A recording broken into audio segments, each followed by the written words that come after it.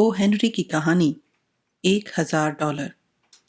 यह कहानी उनकी लिखी हुई $1000 का हिंदी अनुवाद है। आप हैं कथा कहानी काव्य पर मेरे यानी मनीषा के साथ। वकील साहब ने सख्ती और गंभीरता से दोहराया, यह लो $1000।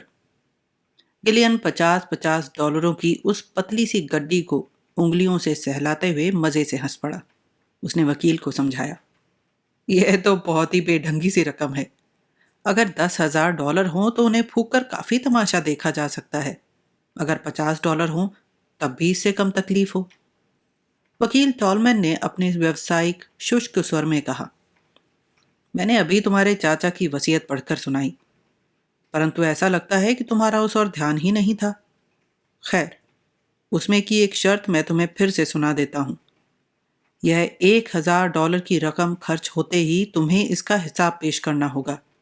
वसीयत की है स्पष्ट शर्त है और मुझे विश्वास है कि तुम अपने स्वर्गीय चाचा की इस इच्छा को जरूर पूरी करोगे। नौजवान नम्रता से बोला, हाँ हाँ जरूर, आप विश्वास रखिए। यद्यपि इसमें मेरा खर्च ज्यादा हो जाएगा। हिसाब लिखने के लिए मुनीम रखना पड़ेगा क्योंकि मुझे तो हिसाब किताब रखना आता नहीं। गिलियन वहां से सीधा अपने क्लब पहुंचा। वहां उसने ब्रायसन नामक व्यक्ति को ढूंढ निकाला। यह ब्रायसन कोई 41 वर्ष का शांत संपत्ति से अलगाया हुआ आदमी था।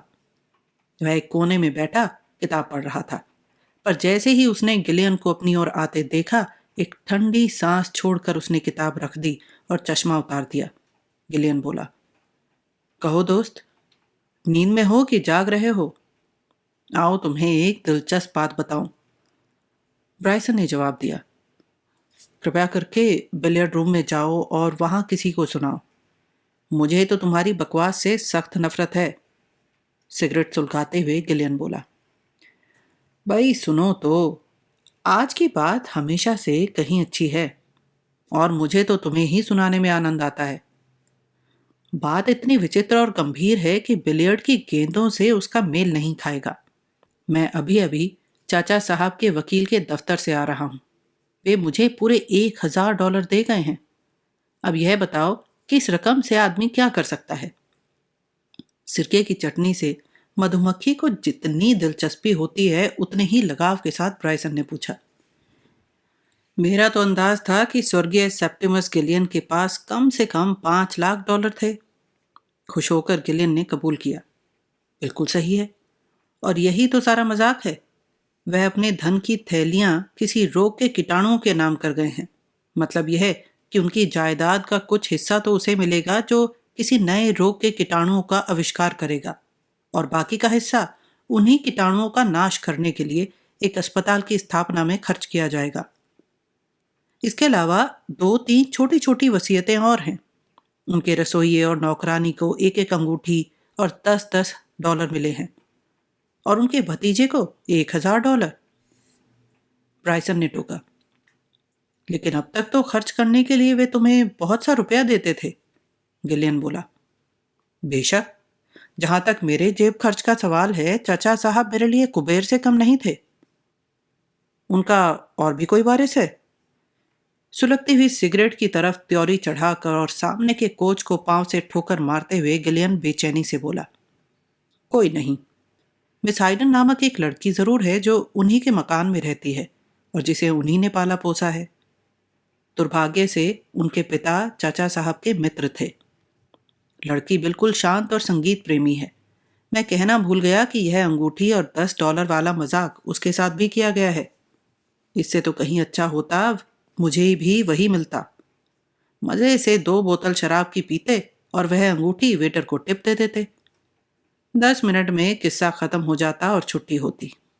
अब देखो ब्रायसन, ज्यादा समझदार होने का ढोंग करके मेरा अपमान मत करो। यह बताओ कि इन $1000 में से मैं क्या कर सकता हूं? चश्मे के कांच पोंछता हुआ ब्रायसन मुस्कुराया। गिलियन समझ गया कि अब यह आदमी और भी अधिक करारी चोट पहुंचाएगा। वह बोला, $1000 कुछ भी नहीं है, और बहुत कुछ है। मनुष्य चाहे तो इनसे मकान खरीद सकता है और रॉकफेलर जैसी करोड़पति को भी तुच्छ समझ सकता है। अपनी बीमार पत्नी को पहाड़ पर भेजकर उसकी जान बचाई जा सकती है। $1,000 से 100 मासूम बच्चों के लिए जून, जुलाई और अगस्त 3 महीने तक बढ़िया दूध खरीदा जा सकता है और उनमें से कम 50 की जान बचाई जा सकती है। किसी जुआ खाने में पत्ते खेलकर आध घंटे तक मनोरंजन किया जा सकता है। किसी महत्वाकांक्षी विद्यार्थी की शिक्षा पूरी की जा सकती है। कल ही मैंने सुना कि नीलाम में कोरोट का एक असली तैलचित्र इन्हीं दामों पर बिका था। न्यू हैम्पशायर के किसी छोटे से शहर में जाकर इतनी रकम के सहारे 2 साल तक इज्जत की जिंदगी गुजारी जा सकती है, या एक शाम के लिए मेडिसन स्क्वायर का बगीचा किराए पर लेकर श्रोताओं को, यदि तुम्हें कोई सुनने वाला हो तो, यह बताया जा सकता है कि किसी लखपति के वारिस होने का पेशा कितना खतरनाक होता है। गिलियन अविचल भाव से बोला, एक बात है ब्रायसन, अगर तुम उपदेश देना छोड़ दो तो लोग शायद तुम्हें पसंद करने लगें। मैं तो पूछ रहा था कि $1,000 में से मैं क्या कर सकता हूं। हंसते हुए ब्रायसन बोला, तुम मेरे दोस्त, तुम्हारे लिए तो एक ही रास्ता खुला है। इस रकम से मिस लौता लॉरियर के लिए हीरे का लॉकेट खरीद सकते हो और फिर अपनी नापाक सूरत लिए इडाहो के किसी निर्जन गोचर में गर्क हो सकते हो। मेरी राय में तुम्हारे लिए भेड़ों की चारागाह बहुत अच्छी रहेगी, क्योंकि मुझे भेड़ों से विशेष नफरत है। उठते हुए गिलियन बोला, धन्यवाद ब्रायसन, मैं जानता था कि इस मामले में तुम पर विश्वास किया जा सकता है। तुमने मेरी मनचाही बात कह दी। मैं इस रकम को एक मुश्त खर्च कर देना चाहता हूं, क्योंकि मुझे इसका हिसाब पेश करना है और लंबा चौड़ा हिसाब लिखने से मुझे सख्त नफरत है। गिलियन ने टेलीफोन करके एक बग्घी मंगवाई और कोचवान से बोला, कोलंबिया थिएटर के पिछवाड़े की ओर चलो। मिस लोता लॉरियर मैटिनी शो की तैयारी करती हुई एक पाउडर पफ की सहायता से कुदरत के अधूरे काम को पूरा कर रही थी। दरबान ने आकर गिलियन के आने की सूचना दी। मिस लॉरियन बोली, आने दो, और गिलियन के भीतर आने पर कहा, बोलो बॉबी, क्या है? मेरे पास सिर्फ 2 मिनट का समय है। गिलियन ने उसे सरसरी नजर से देखते हुए कहा, दाहिने कान के नीचे कुछ पाउडर और लगाओ। हाँ, अब ठीक है। मेरे लिए तो 2 मिनट भी ज्यादा हैं। मैं तो सिर्फ यह पूछने आया हूं कि एक छोटे से लॉकेट के बारे में तुम्हारा क्या ख्याल है। इसके लिए मैं एक के आगे 3 बिंदियों तक की रकम खर्च कर सकता हूं। मिस लॉरियन प्यार से बोली, वाह, निकी और पूछ पूछ। आदम्स, मेरे दस्ताने दो। हाँ बॉबी, उस दिन शाम को डेला स्टेसी के गले का नेकलेस तुमने देखा था? टिफनी के स्टोर से उसे $2,200 में खरीदा गया था। लेकिन खैर, एडम्स, मेरी ओढ़नी को जरा बाईं ओर खींचो। इतने में एक लड़के ने आकर कहा, मिस लॉरियन, आपका पहला सीन शुरू हो रहा है। गिलियन उठकर खड़ा हो गया और बाहर प्रतीक्षा करती हुई बग्घी में जा बैठा। उसने कोचवान से पूछा, अगर तुम्हें $1,000 मिल जाए तो तुम क्या करोगे? ललचाए हुए स्वर में कोचवान ने जवाब दिया, मैं तो तुरंत ही एक शराब खाना खोल दूं। मेरी नजर में एक जगह है जहां रुपयों की वर्षा हो सकती है। चौराहे के नुक्कड़ पर एक 3 मंजिला मकान है पक्का, और मेरी योजना भी तैयार है। पहली मंजिल पर कटलेट और कबाब, दूसरी पर सिंगार फरोश और विदेशी माल, और ऊपर वाली मंजिल पर जुआ खाना। अगर आपका इरादा हो तो। गिलियन बोला, नहीं नहीं, मैं तो यूं ही पूछ रहा था। और देखो, अब से तुम्हारी बग्घी घंटे के हिसाब से किराए पर रही। जब तक मैं रुकने को ना कहूं, हाँके जाओ। ब्रॉडवे से कोई 8 ब्लॉक आगे आने पर गिलियन ने अपनी छड़ी के इशारे से गाड़ी रुकवाई और बाहर आया। एक अंधा आदमी फुटपाथ पर बैठा पेंसिलें बेच रहा था। गिलियन उसके सामने जा खड़ा हुआ। उसने कहा, माफ करना, पर क्या तुम मुझे बता सकते हो कि यदि तुम्हारे पास $1,000 हो तो तुम उनका क्या करोगे? अंधे ने पूछा। क्या तुम उसी बग्घी से उतरे हो जो अभी यहां आई थी? हाँ, पेंसिलों के व्यापारी ने फिर कहा। तुम दिन दहाड़े भी बग्घी में बैठकर घूमते हो, इसीलिए काफी रईस लगते हो। अब जरा इसे भी देख लो। उसने अपनी जेब से एक छोटी सी नोटबुक निकाल कर दिखलाई। गिलियन ने उसे खोलकर पढ़ा तो मालूम हुआ कि वह बैंक की एक पासबुक थी, जिसके अनुसार अंधे के खाते में $1,785 जमा थे। गिलियन ने पासबुक लौटा दी और बग्घी में जा बैठा। उसने कोचवान से कहा, मैं कुछ भूल गया था। ब्रॉडवे पर टोलमैन एंड शार्प नामक वकील के दफ्तर में चलो।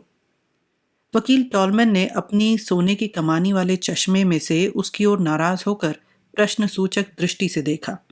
गिलियन उत्साहपूर्वक बोला, माफ करना वकील साहब, पर मैं आपसे एक सवाल पूछना चाहता हूं। आशा करता हूं कि आप उसे असंगत नहीं समझेंगे। क्या मेरे चाचा की वसीयत के अनुसार मिस हेडन को एक अंगूठी और $10 के सिवाय और भी कुछ मिला है? श्री टॉलमैन ने उत्तर दिया, नहीं, कुछ भी नहीं। बहुत शुक्रिया जनाब। यह कहकर गिलियन बग्घी में वापस आया और कोचवान को अपने चाचा के घर का पता बताया। मिस हेडन लाइब्रेरी में बैठी कुछ चिट्ठियां लिख रही थी। वह एक नाटी और दुबली पतली लड़की थी और उसने काले कपड़े पहन रखे थे। उसकी आंखें आकर्षक थी। गिलियन उस कमरे में हवा के झोंके की तरह इस तरह बढ़ा मानो उसे दुनिया की कोई परवाह नहीं। अपने आने का कारण समझाते हुए वह बोला, मैं अभी अभी टॉलमैन वकील के यहाँ से आ रहा हूँ। चाचा साहब के कागजातों में उन्हें एक एक उपयुक्त कानूनी शब्द ढूंढते हुए वह कुछ हकलाया। उनकी वसीयत में कुछ रद्दोबदल करने वाले कागज मिले हैं। ऐसा मालूम होता है कि मरने से पहले बुढ़ऊ को कुछ दया आ गई और वे तुम्हें $1000 दे गए हैं। मैं इसी तरफ आ रहा था, इसलिए टॉलमैन ने यह रकम तुम्हें देने के लिए भेज दी है। इन्हें गिन लो, पूरे हैं या नहीं। गिलियन ने उसके हाथ के पास टेबल पर रकम रख दी। मिस हेडन का चेहरा फक हो गया मानो, और 2-3 बार उफ के सिवाय उसके मुंह से और कुछ भी नहीं निकला। गिलियन घूमकर खिड़की से बाहर देखने लगा। धीमे स्वर में वह बोला, मेरा अंदाज है कि मैं तुम्हें प्यार करता हूं। यह बात तो तुम जानती होंगी। रुपए उठाते हुए मिस हेडन ने कहा। माफ कीजिए, गिलियन ने मजाक के स्वर में पूछा, क्या इसकी कोई संभावना नहीं? मैंने आपसे कहा ना, मुझे माफ करिए। मुस्कुराते हुए गिलियन ने पूछा, क्या मैं एक चिट्ठी लिख सकता हूं? वह उस बड़ी टेबल के पास जा बैठा। मिस हेडन ने उसे कागज और कलम दी और अपनी मेज पर जा बैठी। गिलियन ने अपने खर्च का हिसाब निम्नलिखित शब्दों में लिखा। अभागे कपूत रॉबर्ट गिलियन द्वारा $1000 उस लड़की को दिए गए जो संसार में सबसे सुंदर और प्यारी है, जिससे उसे अक्षय सुख और स्वर्गीय आनंद प्राप्त हुआ है। इस चिट्ठी को लिफाफे में रखकर गिलियन ने नमस्कार किया और बाहर चला गया। बग्घी फिर एक बार टॉलमैन एंड शार्प के दफ्तर के सामने जाकर रुकी। सुनहरे चश्मे वाले टॉलमैन को गिलियन ने यह सुख समाचार सुनाया। मैंने वे $1000 खर्च कर दिए हैं और वादे के अनुसार उनका हिसाब पेश करने आया हूं। मौसम में बसंत की बहार छा रही है। सच है ना मिस्टर टॉलमैन? वकील साहब की टेबल पर एक सफेद लिफाफा फेंकते हुए वह आगे बोला, इस लिफाफे में हिसाब का कागज है, जिसमें उन $1000 के लोप होने का ब्यौरा दिया गया है। लिफाफे को हाथ लगाए बिना मिस्टर टॉलमैन ने दरवाजे के पास जाकर अपनी साझी मिस्टर शार्प को बुलाया। दोनों ने एक भारी भरकम तिजोरी खोली, जिसकी गहराई में से काफी देर ढूंढने के बाद उन्होंने एक मुहरबंद लंबा लिफाफा निकाला। उसे खोलकर अंदर का कागज पढ़ते हुए ही दोनों आदरणीय व्यक्तियों के सिर हिलने लगे। टॉलमैन ने औपचारिक स्वर में कहना शुरू किया, मिस्टर गिलियन, आपके चाचा ने अपनी वसीयत में अंतिम समय कुछ संशोधन किया था। हमारे ऊपर यह जिम्मेदारी उन्होंने गुप्त रूप से डाली थी और यह हिदायत की थी कि तुम्हें दिए गए $1000 का ब्यौरेवार हिसाब तुम पेश न कर दो तब तक यह मुहरबंद लिफाफा न खोला जाए। तुमने उनकी यह शर्त पूरी कर दी है, इसीलिए मैंने और मेरे साझी ने अभी अभी उनकी वसीयत का परिशिष्ट पढ़ा। मैं तुम्हारे दिमाग पर कानूनी शब्दों का बोझ डालना नहीं चाहता, परंतु इसका सार तुम्हें सुना देता हूं। तुम्हारे $1000 खर्च करने के अंदाज से यदि यह प्रमाणित हो कि तुम में कुछ ऐसे भी गुण हैं जिनकी कद्र होनी चाहिए, तो तुम्हें बहुत फायदा हो सकता है। इस बात का फैसला मिस्टर शार्प और मेरे ऊपर छोड़ दिया गया है। मैं तुम्हें विश्वास दिलाता हूं कि अपना कर्तव्य निभाने में हम न्याय और उदारता से काम लेंगे। मिस्टर गिलियन, हम आपके विरोधी नहीं हैं, परंतु वसीयत की शर्तों को अक्षरशः पूरा करना हमारा कर्तव्य है। शर्त यह है कि यदि आपका $1000 खर्च करने का ढंग समझदारी भरा विवेकपूर्ण या निस्वार्थ प्रमाणित हो तो हम आपको $50,000 की हुंडियां दे सकते हैं। इतनी रकम हमारे पास जमा कर दी गई थी। साथ ही हमारे स्वर्गवासी मुवक्किल की यह भी स्पष्ट शर्त है कि यदि तुम इस रकम को उस ढंग से खर्च करो जैसा कि आज तक करते आए हो, माफ करना, ये शब्द मेरे नहीं हैं, स्वर्गीय मिस्टर गिलियन के हैं, और अपने निकम्मे दोस्तों की सोहबत में रुपया बर्बाद कर दो, तो गिलियन द्वारा पालित मिस मरियम हेडन को यह रकम तुरंत दे दी जाए। अब मिस्टर शार्प और मैं आपके हिसाब को जांच कर तय करेंगे कि आपने रुपया किस तरह खर्च किया है। हिसाब तो आप लिख कर लाए ही हैं और मुझे आशा है कि हमारे फैसले को आप स्वीकार भी करेंगे। मिस्टर टॉलमैन ने लिफाफे की ओर हाथ बढ़ाया, परंतु गिलियन ने झपट्टा मारकर उसे छीन लिया। हिसाब की पर्ची और लिफाफे के टुकड़े टुकड़े करके गिलियन ने उन्हें अपने जेब में ठूंस लिया और मुस्कुराते हुए बोला, सब ठीक हो गया महाशय, अब आप लोगों को इस विषय में कष्ट करने की जरूरत नहीं। रेस के जुए की बारीकियां तो शायद आप नहीं समझेंगे, इसलिए इतना ही कहना काफी है कि मैं उस रकम को रेस में हार गया। धन्यवाद, नमस्कार। गिलियन के बाहर जाते ही टॉलमैन और शार्प ने एक दूसरे के सामने देखते हुए दुख से सिर हिलाया। बाहर बरामदे में लिफ्ट की राह देखते हुए गिलियन आनंद से सीटी बजा रहा था।